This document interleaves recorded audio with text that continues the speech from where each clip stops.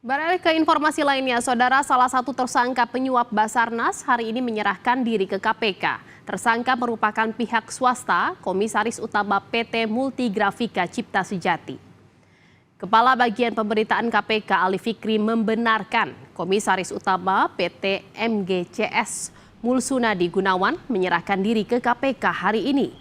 Usai menyerahkan diri didampingi kuasa hukumnya, Mulsunadi Gunawan langsung diperiksa oleh tim penyidik KPK. Gunawan merupakan tersangka penyuap Kabasarnas dalam kasus suap pengadaan barang dan jasa tahun 2023.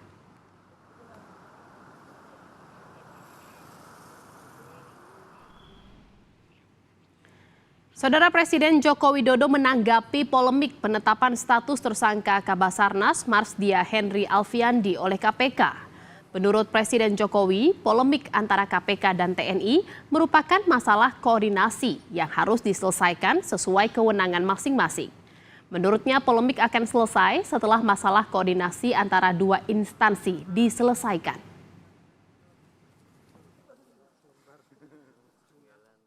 Ya, itu masalah, menurut saya masalah koordinasi ya.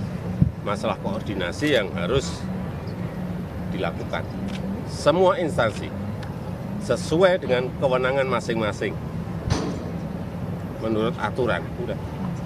Kalau itu dilakukan rampung, semuanya akan dievaluasi. Tidak hanya masalah itu, semuanya. Karena kita tidak mau lagi di tempat-tempat yang sangat penting terjadi penyelewengan, terjadi korupsi.